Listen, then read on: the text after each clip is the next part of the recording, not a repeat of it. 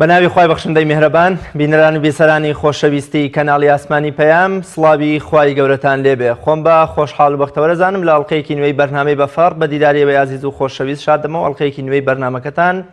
پێشکەشەکەم. داوای فەڕ و بەرەکەت و میهرەبانی خواخوازین بۆ گیانی پاکی پێغەمبەری پێشەوا و نوری چاومان حەزرەتی محەممەد المستەفا صلی الله عليه وسلم کەوا خۆمانی پێناساندین و خوای پێناساندین و کۆمەڵگەیەک و خێزانێکی پڕ لە بەختەوەری و هەماهەنگی و پێکەوە ژیانی بۆ فەراهەمێنین. لە بەرنامەی بەفەڕی ئەمڕۆماندا باز لە فەزڵ و گەورەی ڕۆژوو و مانگی پیرۆزی شەعبانەکەین وەک دەروازە و پردێک بۆ گەشتن بە مانگی پیرۆزی ڕەمەزان. بێگومان کۆمەڵێ وێستگە و قۆناغن بۆ ژیانی مرۆی موسڵمان کەوا تێیدا دەتوانێت ڕەزامەندی خوای پێ بەدەست بهێنێ و لە ڕێوە عیبادەت و پەرستشانەوە کە پێغەمبەری خوا صلی الله عليه وسلم ڕوونی کردوونەتەوە دەتوانێت وەکڵێ ڕەزامەندی خوا بەدەست بێنێت و گەنجینە و پریاسکەی عیبادەت و پەرستشەکانی زیاد بکە. یەکێک لەو وێستگە گرنگانەی ژیانی موسڵمانان ئەو وێزگە گرنگەیە کە پێی ئەگوتێ مانگی شەعبان و دەکەوێتە نێوان مانگی ڕەجەب و مانگی ڕەمەزان کە دەتوان مرۆڤی موسڵمان هاوشێوەی سەفەرێکی توولانی هاوشێوەی سەفەرێکی زۆر گرنگ دەتوانێت توێشووی ئەو سەفەرەی ئامادە بکە و خۆی پڕچەک بکە خۆی ئامادە سازێکی باشی بۆ خۆی بکە لە پێناو گەشتنی بە مانگی پیرۆزی ڕەمەزان. خۆی گەورە لە فەرمودەیەکی قودسیدا دەفەرمێ بەندەکەم دوای ئەنجامدانی فەرزەکان بەردەوام لێم نزیک دەبێتەوە لێم نزیک دەبێتەوە لە ڕێگەی ئەنجامدانی سونەتەکانەوە تا ئەو ساتەی کەوا دەبێتە خۆشەویستی من و خۆشم دەوێت. بێگومان ڕۆژووی سنەتی شەعبانیش یەکێکە لەو جەخت لێکراوانەی ژیانی پێغەمبەری خوا صلی الله عليه وسلم کە یەک لە خێزانەکانی عایشە خانم و سەلەمە ڕەزا و ڕەحمەتی خۆیان لێبێت دەفەرمون لە هیچ مانگێکی ساڵدا نەمان بینیوە پێغەمبەری خوا صلی الله عليه وسلم هێندەی مانگی شەعبان بە ڕۆژوو بێت تا بە جۆرێک وامان نەزانی کەوا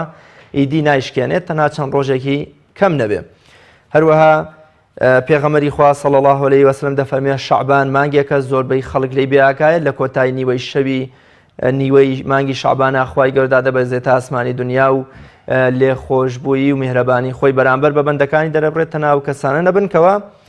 هاوڵ بۆ خوا بڕیارەدەن. ئێمە لەم بەرنامەیەدا بە ئامادەبوونی زۆر بەڕێز مامۆستا محەممەد چیمەنی زانایانی باز لە فەزڵ و گەورەیی و شێوازی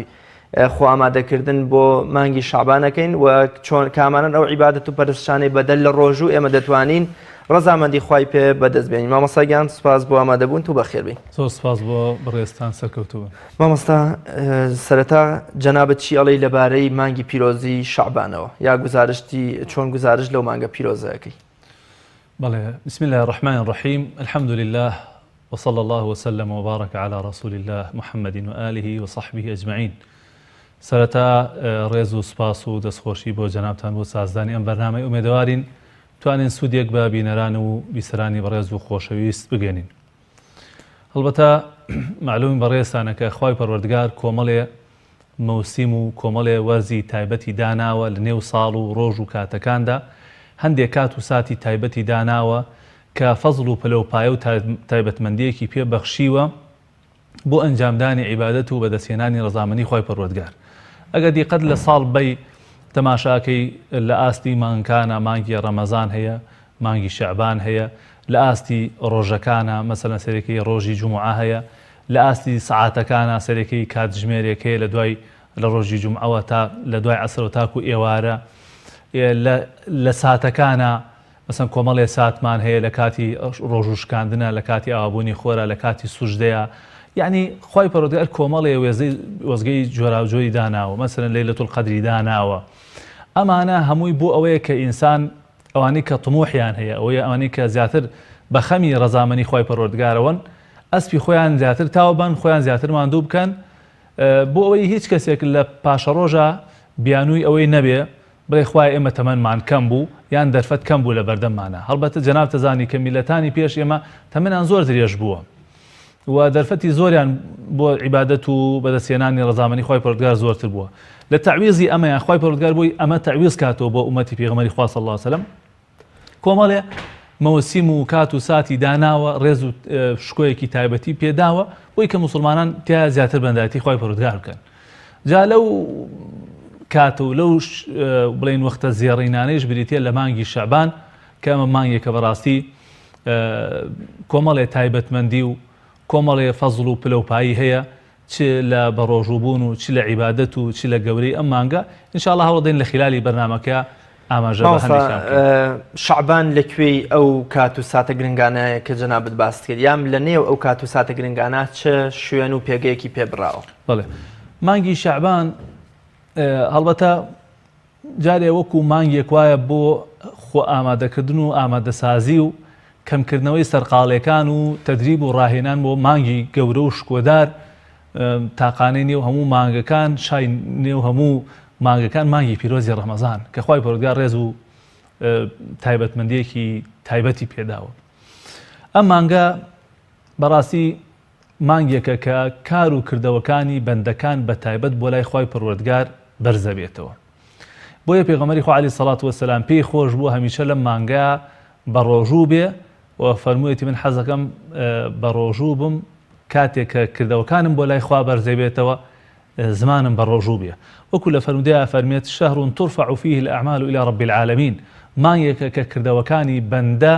تیا بەرزەکرێتەوە بۆ لای خوای پەروەردگار فأحب أن يرفع عملي وأنا صائم بۆیە من حەزەکەم کاتێک کە کردەوەکانم بۆ لای خوا بەرزە بێتەوە من تایە بە ڕۆژوو بم بە زمانی بە ڕۆژوو بم مەلایکەتەکان شایەتیم بۆ بن کە ئەمڕۆ خوایە کە ئێمە کردەوەی ئەم عەبدە بۆ لای تۆ بەرزەکەین و ئەو عەبدە بە ڕۆژووە لە هەمان کاتە. یان مەسەلەن بەرزبوونەوەی کردەوەکانی ساڵ هەموو ساڵی ڕابردووە کە ڕەمەزانە بێتە هەنگاوی یەکەمی سەفەرێکی دیکە. ئێمە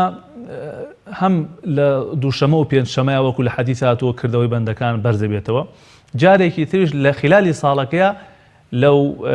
مانگەیە بەرزە بێتەوە بەلای خوای پەروەردگار بە بەڵگەی فەرمودەی صحیح.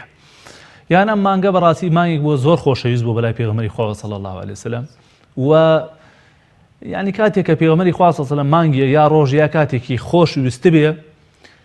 هەوڵی داوە بە عیبادەت و بە بەندایەتی و بە بەرزڕاگرتنی ئەو ڕۆژە بەڕاستی بەو جۆرە ئەو ڕۆژە بەرزڕاگرێ و حورمەت بۆ ئەو ڕۆژە دابنێ بە پێچەوانەی ینی هەندێک خەڵکەوە ئێستا ئێمە کاتێک کە ڕۆژێک مناسەبەتێ دێتە پێشەوە لە برەوەی کە ئینسان بە شوکری خوا و بە سوپاس و بە خۆنزیکردنەوە لە خوای پەروەردگار بەسەری بەرێ ئەبینی بەشتی دنیایی و بە کۆمە هەندێک جار بە کۆمەڵێ شتی مباحیشی بەسەری نابن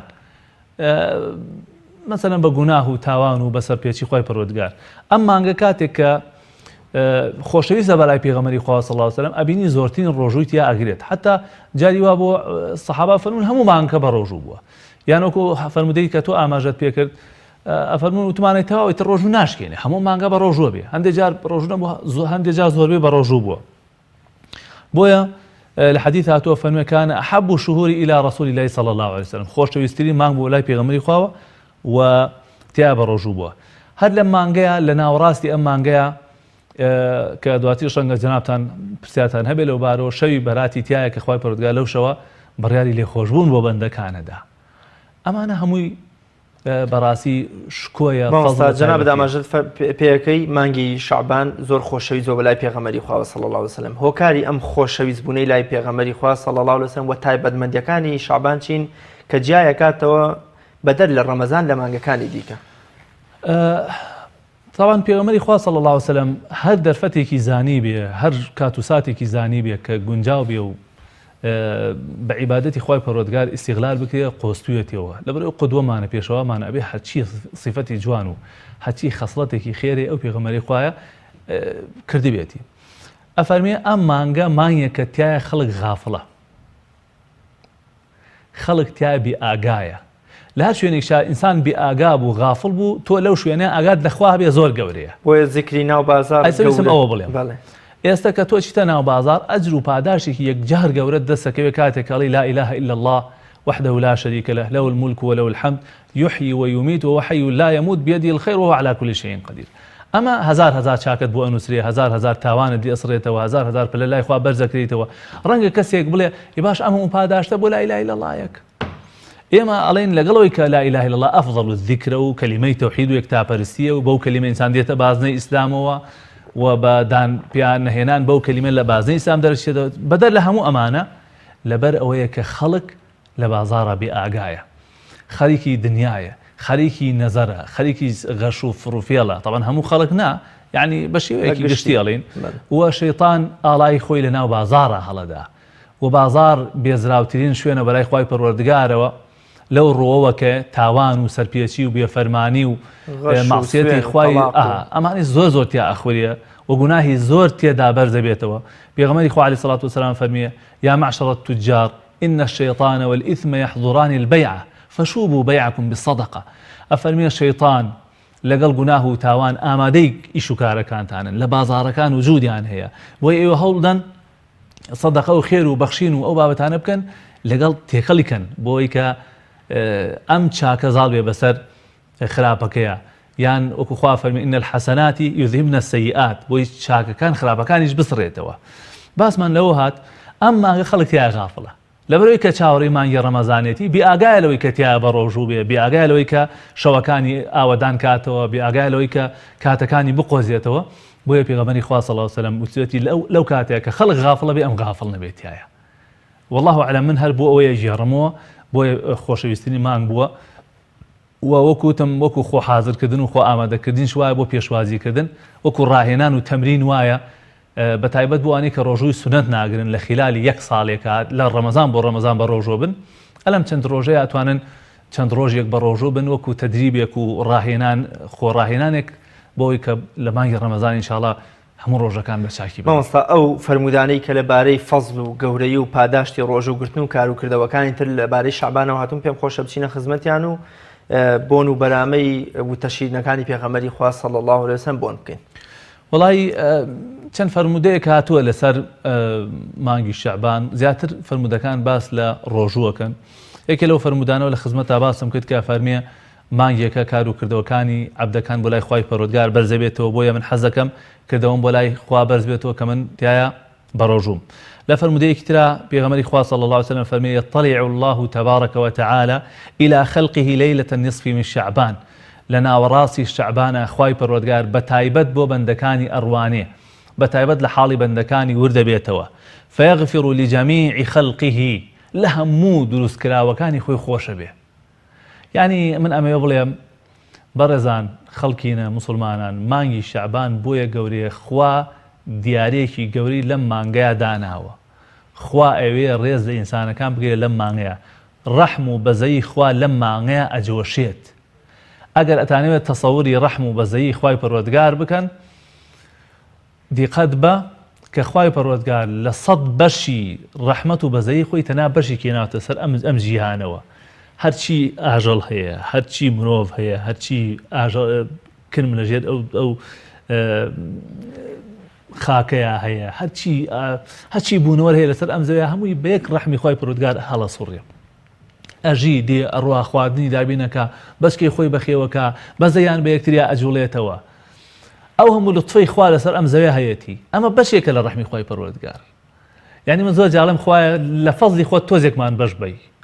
هەر کەسێ خوا یەک تۆزێک لە فەزلی خۆی بەشی بات غەرقە بێ لەناو فەزلی خوایە ئێستا ئەم بارانە کە خوای پەروەردگار بۆ ئێمەی باران ئەلەم فترەیە بەڕاستی ڕاستە هەندێک زەرەر و زیان بۆ لێرە و لەوێ ڕەنگە هەندێکی کەم تەرخەمی ئینسانەکان بێ کە وەکو پێویست نەمانتوانی و ئیدارەی ژیانی خۆمان بین بەڵام لەگەڵ ئەوەیە ئەمە قەترەیەکی زۆر کەمە لە فەزڵ و بەرەکەتی خوای پەروەردگار خوا ناوی بارانی بردۆ بە غەیث یعنی فریاگوزاری ڕەحمەت ئێمە خەمی ئەومان لێ هاتووە کە وڵاتانی دراوسێ و ئەملاولا ئامان لێ بگرنەوە ئێستا دەست ئاوی گیرمان خواردووە کانی و کانیا و نەماوە لە ناو دۆڵ و شی و شاخەکانە نەژێتەوە ئەمە هەمووی قەترەیەکە لە ڕەحم و بەزەی و مێرەبانی خوای پەروەردگار خوای پەروەردگار جوزئێکی بەسیط بە پۆینتی زۆر بچووک ئەگەر دیاری بکەی لەم شەوەیە پێشکەش بە بەندەکانی خوای پەروەردگارێکە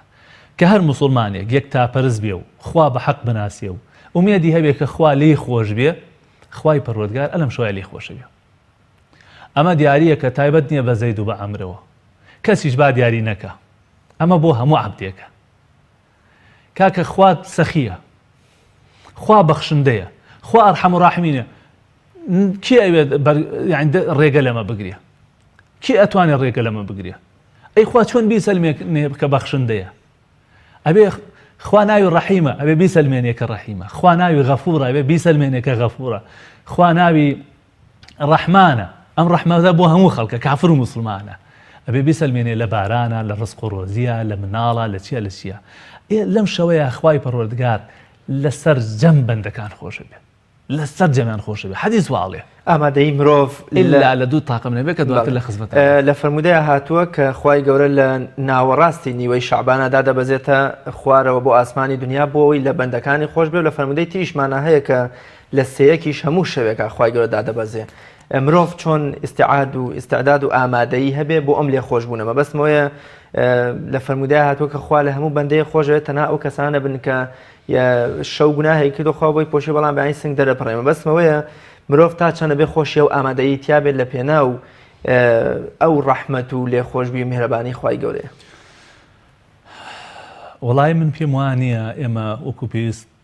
لە ئامادەسازی باشا بین، لە ئیستیقبالی ئەو دیاری خوایە بین.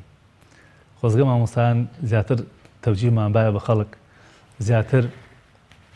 بە خەڵکمان بوو تا خوا دیارەیەکی بۆتان. هەنی بەڕاستی مامۆستا بیرەکەی تۆ تەلەڤیزیۆن ئەڵێ مەعاشێکی 500-600 هەزاری هاتووە، هەموو ئەندامانی خێزان ڕوویان ئەگەشێتەوە، بەڵام تۆ وەرە لێ خۆشببووی خوا لە ساڵێکا دێ کە لە هەموو بەندەکانش خۆشە سەرەکەی خەڵک یان بێئاگای هەر بەڕاستی پێغەمبەری خوا جوان بێئاگایە. خەڵک ئەوە لە خۆشییان نەخەوت بایەوشەوە، ئەبوایە خەڵک ئێستا لە پێشینانە هەندێک شتیان کردووە. ئەگەر چی ئەم شتانە حەدیثی لەسەر نەهاتووە و ڕەنگە وەکو بازنە دیندارێتێکە بچێتە خانەی بیدعەتەوە، بەڵام وەڵڵی پێشینان ئەمەیان لە خۆشی دەربڕی ناکردووە. پێشینان تێگەیشتون لەم شتە، تێگەیشتون کە خوای پەروەردگار ئەم شەو لە هەمویان خۆشە بێ. چۆن دڵی مناڵیان خۆش کردووە، چێشتی باشیان بۆ خێزانەکان دروست کردووە، دڵی ماڵ و مناڵەکان خۆش کردووە. ئێتۆ خوا دڵت خۆشەکە، ئەی تۆ ناوێت دڵی خەڵک خۆشکەی. وەڵای ئەگەر یعنی لەم منتەڵەقەوە بۆی بڕوانی بەڕاستی شتێکی زۆر جوانە. تۆ خوای پەروەردگار ئیمشەو لێت خۆشە بێ، لە هەموو تاوانەکان پاک دەکاتەوە، تۆش دڵی خەڵک خۆش بکە. یەکێک لە سەحابەکان کاتێک کە خوای پەروەردگار تەوبەی لێ قبوڵ کرد، سەحابەیەکی تر موژدەکەی بۆ برد، ئەڵێ سوێن بەخوا هیچم نەبوت، ئەو جلەی بەرگم هیچی ترم شک نابێت، جلەکەی بەرم نەبێ، لێوا جلەکەم داکەن پێشکەشم کرد، لەبەر ئەو موژدە خۆشی پێمدا. ئێدێ کاکە خەڵکینە والله ئەو قسەی پێغەمبەری خوا صلی الله علیه وسلم، ئەو قسەی ئێمە نییە. پێغەمبەری خوا فەرمێ خوای پەروەردگار لە هەموو عەبدەکان خۆشە بێ، لە ئینس و جن، نافەرمێ هەر موسڵمان هەر ئینس، لە هەموو کەسێک خۆشە بێ، لە ژن و پیاو، لە گەورە و بچووک، ئللا کەسێک نەبێ کە دوو صیفەتی تیابێ ئەگەر مۆڵەتە بێ لە خزمەتانە ڕووینێ. یەکەمیان کەسێک کە هاوڵی بۆ خوای پەروەردگار بڕیاردا بێ، کەسێک داوا لە غەیری خوا بکە، کەسێک لە غەیری خوا بپاڕێتەوە، کەسێک پێی وابێ جگە لە خوا کەسێک ئەتوانێت زەرری لێ بە، جگە لە خوا کەسێک ئەتوانێت قازانجی پێ بکەینێ، جگە لە خوا کەسێک ئەتوانێت ڕزق و ڕۆزی بدا. هاوار و ئومێد و داواکردن و سوێن خواردنی بە غەیری خوای پەروەردگار بێ، ئەمە پێی وابێ شفای نەخۆشی و بچێت لە قەبرێ بپارێتەوە، یا لە پەڕۆیە بپارێتەوە، یا پێی وابێ کەسێک ئەتوانێت زەرر و زیانی پێ بگەێنێ. ئەمە زۆر زۆر خەتەرە و ئەو ڕەحمەت و ئەو بەزەیی خوا نایگرێتەوە. مامۆستا ڕێز من هەموو جارێ ئەڵێم زۆر گوناهە ئیشی خوا بەندە پێ هەڵبسێ. وەکو چی؟ یعنی ئیسا شیفا، داواکردنی مناڵ، ڕەحم و بەزەی خوا، ئەمانە ئیشی خوایە، ئەبن ناکرێت ئیدعای ئەمە بکە. یعنی تۆ بڕۆی لە قەبرێ پارێتەوە بڵێ مامە شێخ یا فڵان پیاوچاک فڵان کەس بەشکمە خوایە مناڵێکمان بیتێ، تخوا هەر عەزەت کێشا با کوڕ بێ و ئەگەر چاویشی شین بێەوە باشتر و چاکتر و ئەوە ئیشی خوایە. خوا ئەیبەخشیە، خوا ئەیگرێتەوە، خوا شیفا ئەدا، خۆشبەختی ئاسوودەی بەدەست خوایە. خوا تۆ لە دڵ خەڵکیە خۆشەویستەکە، خوا تۆ ئەبوغزێنێ لە بەرچاو خەڵکی ئەگەر خراپەکە بی.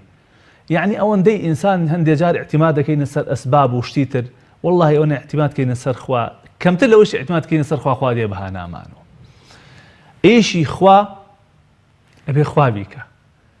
و ئیشی عەبدیش ئەبێ عەبد بیکە. بۆیە ئەگەر کەسێک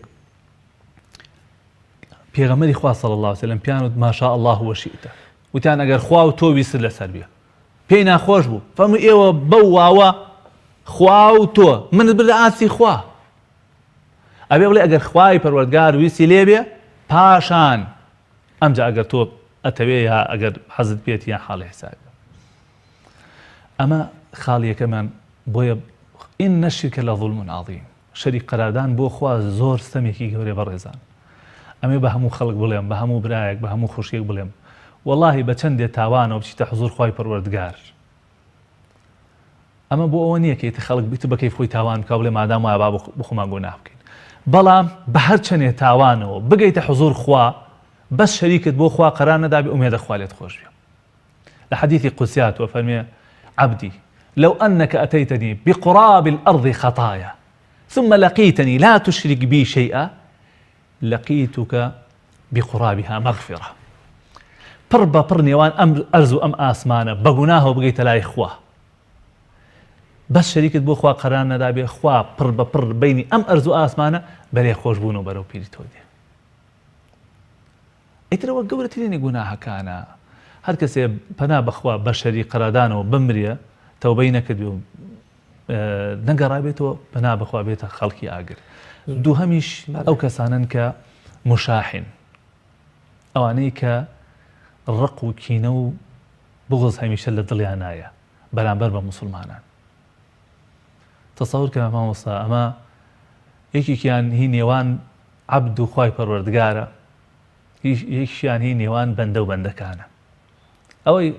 نێوان خوای پەروەردگارەوە باسمان کرد، خوای پەیوەندیە ستونی و ئاسۆیەکان ڕێکخەن. ئێمەش لە ناوێکە برابین، تەبابین، خۆشەویست بین، کینە لە دڵمانە نەبێ بەرامبەر بە یەکتری. من زۆر جاڵێم ئینسان نابێت تەعامل لەگەڵ بەرامبەرەکەیە کا بە جۆرێک وا بزانێ ئەمە مەلایکەیە، ئەمە فریشتەیە، نابێ هەڵە بکە. نابێ پیاوێک وا تەسەوور بکە وەڵا ژنەکەی نابێ هەڵێ بکە، ژنەکە وا تەسەوور بکە نابێ پیاوەکە هەڵەیە بکە، باوک وا تەسەوور بکە مناڵەکەی نابێ هەڵەیە بکە، قوتابی بۆ مامۆستا، مامۆستا بۆ قوتابی، وهاکەزا هەموو خەڵک. يعني معرضين كل بني آدم خطاء وخير الخطائين التوابون. همو إنسان قابل بهالية، همو إنسان كمكوري لي أوشيته. أجر إما أو تعامل كين لقال يكتريا طبيعي بلا مانو. الله والله كابرا قصي فيها كردم، وارد قصي فيك، وارد إنسان غلط برامبركا. حتى هندجال لقال كسكا كشاكد لقال كردوه كباش بوي ممكن خرافة برامبركا، ممكن شتانێکت بەرامبەر بڵێ کە لاحق نەبێ بە تۆ یا لە تۆیان نەبێ ئەو شتە. بۆیە ئینسانی موسڵمانە بێ سینە ساف بێ، ئینسانی موسڵمان نابێ ئەو دڵەی بە پڕ بێ لە کینە. خوا فەرمێ یەومە لا ينفع مال ولا بنون إلا من أتى الله بقلب سليم. بەشێ لە سەلیم ئەوە بێ سەلیم بێ لە شرک و خۆشەویستی غەیری خواوانە. وڵی بەشێ لە سەلیمیش ئەوەیە کە تۆ دڵت بەرامبەر بە موسڵمانان پاک بێ، ساف بێ، حەزکی ئەو خەڵکە لە خۆشییا بن. مامۆستا ڕیاضەمە سفەتێکە زۆر مهمە. بەڕاستی کەم کەس یعنی زۆر نین ئەوانەی ئەتوانن بۆیان جێبەجێ بکرێ. ئەوەنە حەزت لە خێر بێ، حەزکە هەموو خەڵک تووشی خێر بن. ئیبن عەباس فەرمیە سێ سیفەتم هەیە، یەکێ لەوانە فەرمیێ وەڵڵاهی لە هەر شوێنێکی ئەم سەرزەویە تۆزێ باران ببارێ من دڵم پێ خۆشە بێ، پارچە زەویەکشم نییە بیکەمە فەلاحات. والله هر آياتي أزانم تفسيري هر آياتي كزانم حزكم حتشي كس هي أم تفسيري أم آياتيش بزاني أو يبو خون بيم خوش حزكم بو خلقي كتير شوابية. أما بشك الإيمان بيغمري خواه صلى الله عليه وسلم فرمي لا يؤمن أحدكم حتى يحب لأخيه ما يحب لنفسه. أما بليه زور قوريه زور جار باسمان كردوه بلا مردان شبيري ليب كروا آية حتشي خوشيه كتو بو خود يسا حزد ديد حزكي بو خلقي تريش. الله يكيك لا حكيمەکان پرسیاریان لێ کرد، وتیان جیاوازی چییە لە نێوان کەسێکە کە بەدەم ئیدعای خۆشەویستی بۆ خەڵکەکە وەڵێ وەڵا حەزم لە خێری خەڵکە لەگەڵ کەسێکە کە بە عەمەلی وایە، جیاوازی چییە؟ ئەڵێ وشتی نیوەڕۆ پێتان ئەڵێم، نیوەڕۆ خواردنیەکی بۆ دروست کردن، چەند کەوچکێکی هێنا، کلکەکانیان زۆر درێژ بوو، یعنی تقریبا نیو مەتر درێژە بوو. ئەڵێ دای بەدەست چەند کەسێکەوە کە بەس بەدەم ئیدعای خۆشەویستیەکەن، ئەڵێ وتی بخۆن خواردن بخۆن، کە خواردنەکان هەڵەگرت لەبەرەوەی کلکەکەوەنە درێژ بوو، نیوان ئەرشان و ئەیان کردە سەر خۆیانە نانەتوانی پێی بخۆن. بەڵام هەر ئەو کەوچکانە دای بەدەست خەڵکانێکەوە کە بە فعلی حەزیان بە خێری خەڵکە، حەزیان بە خۆشگوزەرانی خەڵکیشە، ئەڵێ ئەمیان خواردنەکەی هەڵەگرت درێژێکت بۆ هاوڕێکەیشی ئەوی هەڵەگرت ئەوەی خۆڵەگرت بۆ ئەم بخۆی خواردنەکەی خوارد، ئەش بخۆی خواردنەکەی خوارد و هیچ کامیشان خواردنەکان لێ نەئاڕا. جا زانایەک دوایەوەی کە ئەم قسە باسەکە فەرمیە ئەوەی ئەوێ لەسەر سفرە بە تەنها تێر بێ هەمیشە بە برسێتی ئەمێنێتەوە. تێری ڕاستەقینە کەسێکە کە ئەم خۆشەی کە خۆی هەیەی حەزەکە هەموو خەڵکەی بێ. ئەمە پلەیەکە بەڕاستی سەرتا بۆ خۆمەڵێم و هەموو مسلمانێکە بێ هەڵدا ئیشی لەسەر بکە. هەموو خەڵک لە خۆشیا بێ، هەموو خەڵک لە شادیا بێ، هەموو خەڵک حەزکەی لە گرفتانە بن، گرفتەکانیان بۆ چاسەر بێ. ئەمە بەڕاستی مامۆستا پلەیەکی زۆر گەورەیە. زۆر باش مامۆستا، وەگەزانین لە نۆمینەی حاجیانە مرۆڤ هەر کار و کردەوەیە بکە بۆ کۆڵێ هەر لەو دەڕۆژە زۆر خێر و پاداشتی بۆ هەیە و لە ڕەمەزانیش یەک بە چەند و یەک بە 100 و یەک بە 700 بۆیە نووسرێ. بەدەر لە ڕۆژوو لە مانگی شعبانە کار و کردەوەکانی ترچە ڕۆڵ و پێگەیەکیانەیە ئەنجامدانی خێر و خێرات و پەیوەندی کۆمەڵایەتیەکان و سیلەی ڕەحم و ئەم شتانە دەچنە چوارچێوەی وەکۆڵێ بایەختان و بە گەورە ڕاگرتن و پاداش دووەرگرتن لە مانگی شعباندا. بەو پێی کە کار و کردەوەکان لەم مانگا بەرزەکرێنەوە بەلای خۆی پەروەردگار ئەکرێ ئینسان هەر کار و کردەوەی کە تایە بڵین ئازایە سەرکەوتووە خوا موفەقی کردووە ئەکرێ ئەو کار و کردەوەی بکە. ئێستا ئەگە دیقەتی سەحابە بەی هەندێک سەحابە بوو لە ڕۆژوگرتنا زۆر ئازا بوون، هەبووە لە قورئان خوێندنا. ئیبن مەسعود کەسێکی تۆزێ لاواز بوو، هەر لە بنیەتی جسمیان تۆزێ کەسێکی زەعیف و لاواز وانە بوو، کەمتر تااقەتی بەسەر ڕۆژوار شکاوە بەراورد بە قورئان خوێندن و بە زیکر و بە هەندی عیبادەتیت. بۆیە خۆی لە شوێنێک ئاڵێ من زیاتر بە زیکر و قورئان خوێندن و ئەوانە زاڵترم وەک لە ڕۆژوگرتن. ئەگەر کەسێ بتوانێ چاکترین عیبادەتی ئەمانە بریتێ لە بە ڕۆژوو بوون. لەبەرەوە گومانیتیانی و حەدیثی لەسەر و پێغەمبەری خوا صلی الله علیه و سلم تیا بە ڕۆژوو بوو. بەڵام ئەمە مانای وانە کە ئیتر کار و کردەوەکانی تر فەزڵیان نییە یان تایبەتمەندیان نییە. لەم مانگەیە مادام پێغەمبەری خوا صلی الله علیه و سلم فەرمێ من حەزەکەم بە زمانی بە ڕۆژووەوە کردەوەکانم بەلای خوا بەرز بێت، من حەزەکەم بە قورئان خوێندنەوە کردەوەکانم بەرز بێتەوە، حەزەکەم بە سەدەقەوە کردەوەکانم بەرز بێتەوە، حەزەکەم بە سیلەی ڕەحم و سەدەقە. گرنگ ئەوەیە ئینسان ئەم مانگە بقۆزێتەوە. بار عیبادەتێک کە زیاتر تااقەتی بەسەرا ئەشکیە. خۆ ئەگەر وەکو ئەوەی بیکەی کە پێغەمبەری خوا کردوێتی صلی الله علیه و سلم گومانیتیانێ باشتر و چاکترە. و هەر ڕۆژێک کە ئینسانە بەر خاتر خوا کە بە ڕۆژوە بێ 70 ساڵ لە دۆزەخ دووری خاڵ. شێوازی ڕۆژوگرتن ئەگەر مطابق یان بەوە زۆر نزیکی کێنەوە لە شێوازەکەی پێغەمبەری خوا صلی الله علیه و سلم، ئێمە ئێستا مسلمانی لەوە چێ بپرسێ بڵێ من لە کەیەوە دەست بکەم بە ڕۆژووی مانگی شعبان چۆنی بگرم، ئایا ڕۆژێ ناڕۆژێ تەنها دووشەمە و پێنجشەمەکانی شعبان 13 و 14 و 15 مانگەکە، یان کامەیە ئەو شێوازەی کە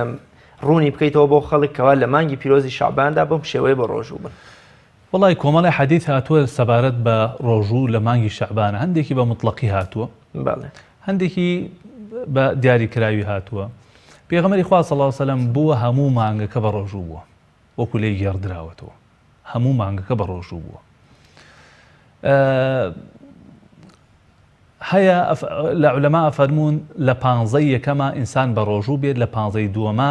بۆی کە لاواز نەبێ، بۆی کە بێتاقەت نەبێ بۆ مانگی ڕەمەزان با دەستە ڕۆژوگرتن هەڵگرێ.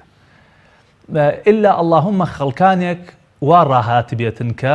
هەموو ڕۆژنە ڕۆژێ بە ڕۆژوو بن یا هەموو دووشەمە و پێنجشەمەیە بە ڕۆژوو بن، ئەوە ئەتوانن بە ڕۆژوو بوون. عەلە العوموم بە شێوەیەکی گشتی هەر کەسێ چەند ڕۆژ بتوانێ والله ئەعلەم مانع نییە. بەس ئەگەر ئینسان ئەیزانی تووشی لاوازیە بێ یا تووشی گرفتی تەندروستیە بێ یا زەرەر ئەگەێنێ بە ڕۆژووی مانگی ڕەمەزانی، ئەو کاتە با لە کۆتاییەکانەوە هەڵدا بە ڕۆژوو نەبێ. ئەتوانم تۆزێک ڕوونتر بڵێم با زیاتر هەڵدەین لە 15 یەکەمە ئینسان تایە بە ڕۆژوو بێ. خۆ ئەگەر لە 15 دووەمیشە ئینسان بتوانێت دووشەم و پێنجشەمە ڕۆژوو بێ باشە. ئەگەر نا ئێمە لە حەدیثی ترا هاتووە کە دووشەمە و پێنجشەمان ئەوە سونەتە ئینسان بە ڕۆژوو بێ.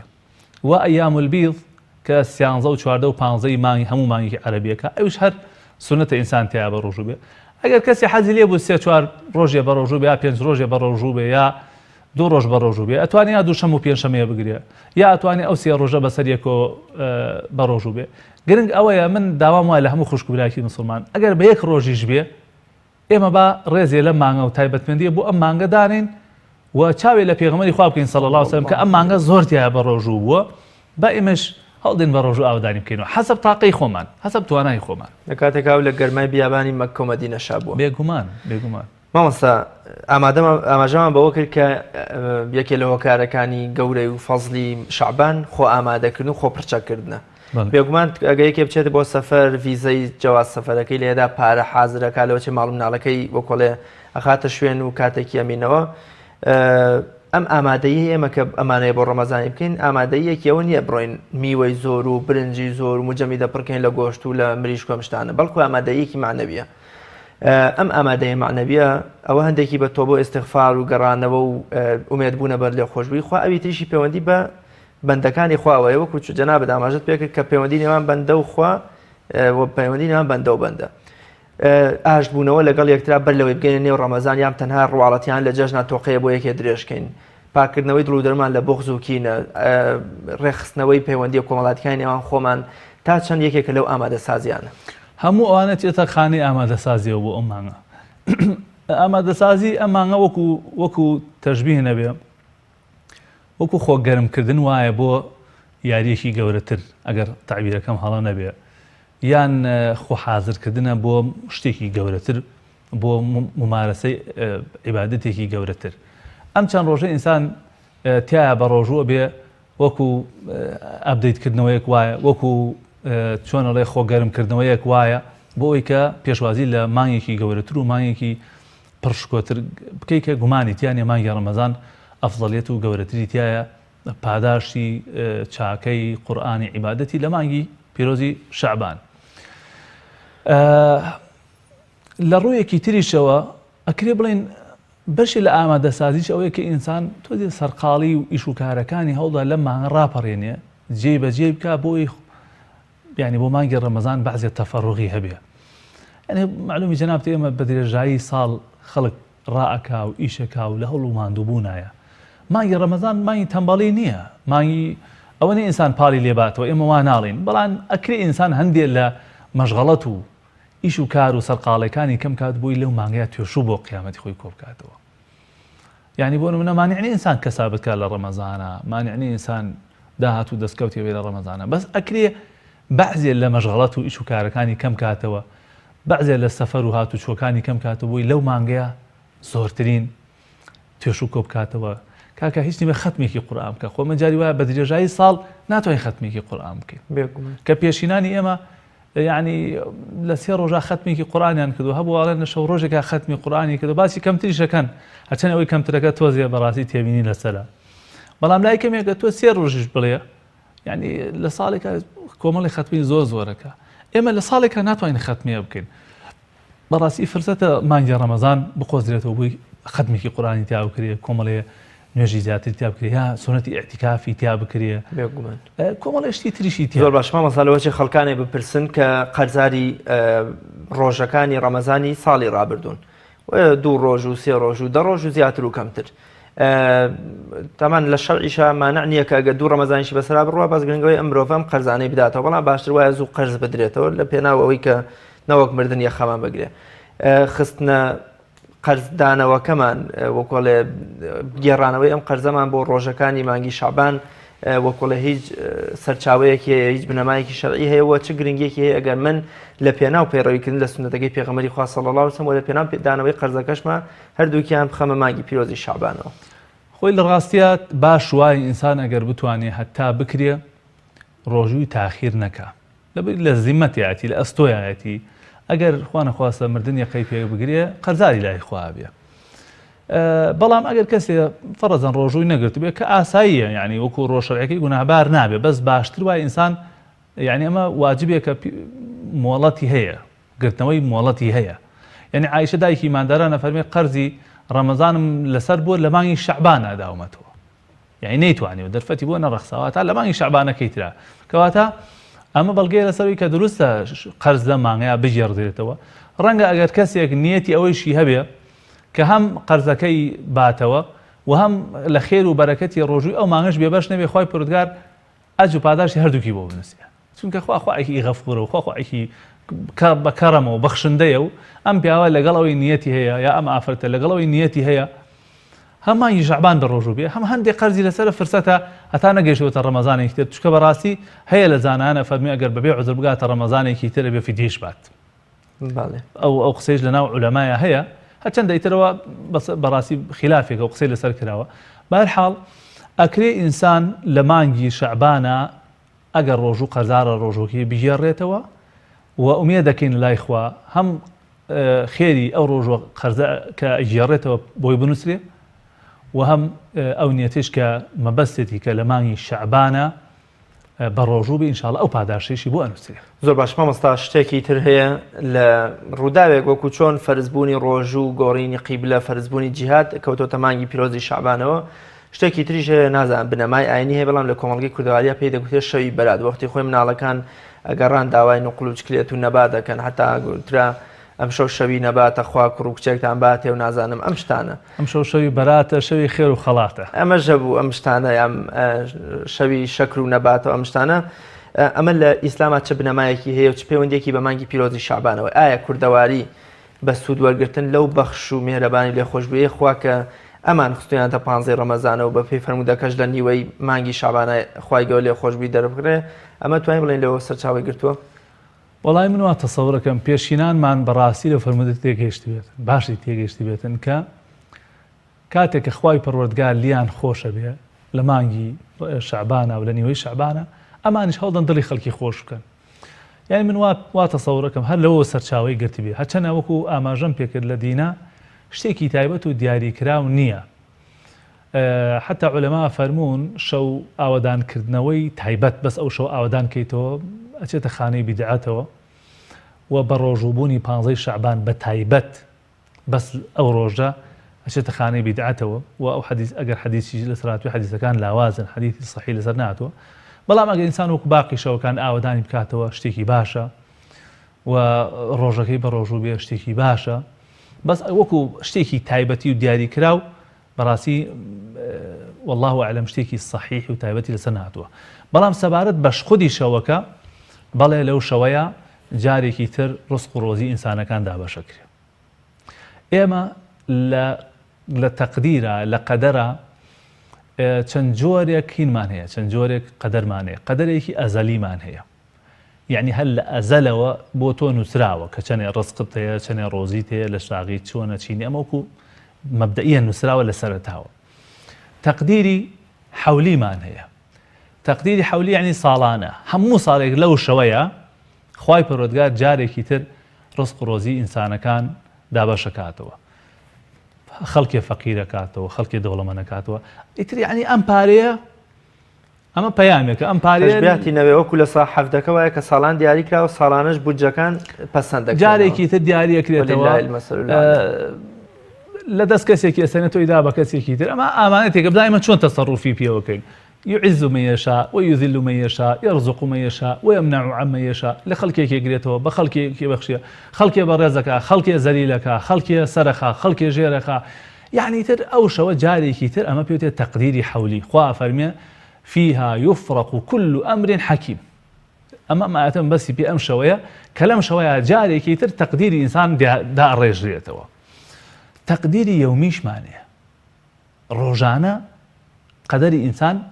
دسكاري أكريا قرانكاري دي بسريا ابن عباس التفسير وآتيك فهمي كل يوم هو في شأن ما بس يبيش كل يوم هو في شأن أفهمي خواي پروردگار روجي سيصو شز جار تماشي لوح المحفوظ هكا يعز من يشاء ويذل من يشاء يرحم من يشاء ويمنع عمن يشاء يزيد فضله على من يشاء لفرمودشا پیغمبری خدا صلی الله علیه و سلم فرمید دعا و قدر بینین اسمانه پیش برکیان بود دعا پیش قدری دای هر او دعا توانه قدر خراپکان من بو بگوره هر او دعایا توانه قدر بگوره اوج لقدر انسراوه يعني بون من اگر دعاي قدري چي گيرايوا كسي كلي باشا اگر قدر انسراوه ام دعا چون گيرايوا لا قدر انسراوه ام دعا وقدر گيريتوا لبرو انسان هميشه چاوی لە قاپی خوای پەروەردگار بێ بە تایبەت لەو کاتانەیە کە مەزەندەی ئەوە کرێت کە خوای پەروەردگار جارێکی تر ڕزق و ڕۆزیەکان بەرەکەتەکان فەزلی خۆی بڕێژێ ئینسان خوا فەرمێ وەسئەلوا الله من فەضله ئێوە دائما هەمیشە داوای فەزلی خوا بکەن بەخوا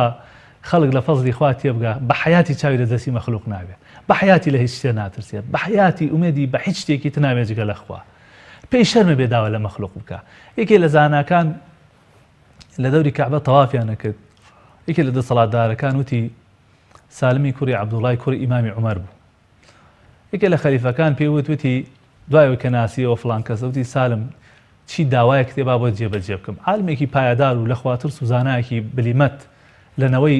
پاکی ئیمامی عومەر ڕەزای خوای لێبێ فەرمووی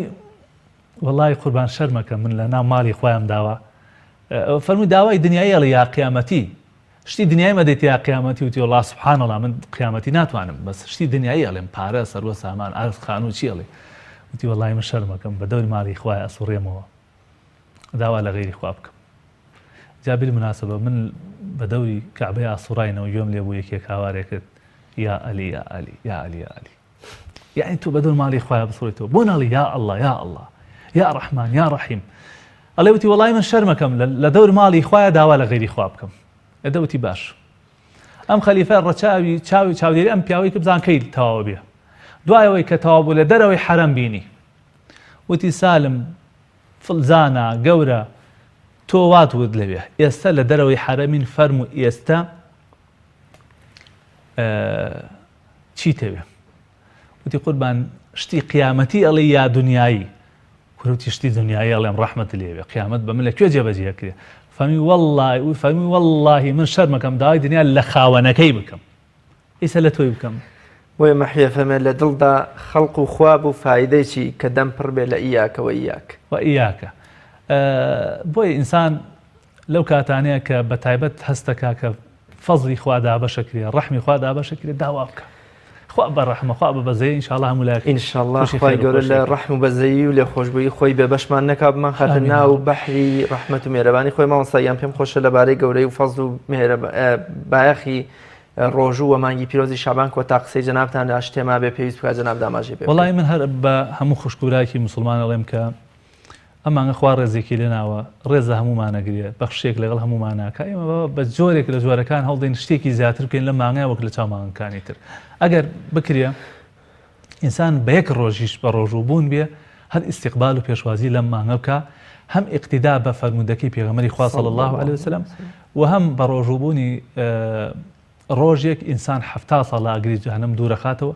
بۆیە با ئێمە لە پلانی خۆمانە داینین ئەمڕۆ بێ دوو بەیانی بێ 4 ڕۆژی تر بێ گرنگ ئەوەی لەم مانگەیە ئەگەر بۆ تەنها یەک ڕۆژیش بێ وەکو سپاسکردنێکی خوا کە خوا ئێمە لێمان خۆشە بێ ئەو ڕۆژە بە ڕۆژ زۆر زۆر سپاس بە بەڕێز مامۆستا محەممەد چیمەنی زانایانی کەمیوانی ئەمڕۆی بەرنامەکەمی سپاس بۆ ڕوونکردنەوە پێوە جوانەکانت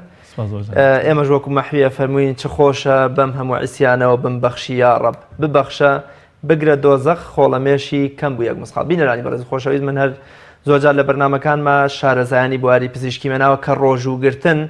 یەکێکە لە چارەسەرە هەرە بەهێزەکانی کوشتنی خانە شێرپەنجەیەکان وەسەر لە نوێ پاکردنەوەی گەدەوڕی خۆڵەکانی مرۆڤ بۆیە دەبینین بیرمەند و بیریار و نووسەرێکی گەورەی کوردی وەکو مامۆستا مەسعود محەممەدی کوڕی مەلا محەممەدی گەورەی کۆیە دەفەرمێ هاوڵێکی دەڵێ 276 ڕۆژ تەنها بۆ سحەت و تەندروستی خۆی بەسەر یەکەوە بەبێ بچڕ لە ژیانی خۆیان بە ڕۆژوو بوو نەخۆشی تەنگی پێڵچنی ئەگینات دای نابوو هەر 365 ڕۆژەکەی ژیانی بە ڕۆژوو بێ تا بە یەگەشتنەوەی تر لە بەرنامەیەکی تری بە فەرق بەخوای گەورە مێرەبانتان ئەسپێرم هەر شاد و سەرکەوتوو بن خواتان لەگەڵ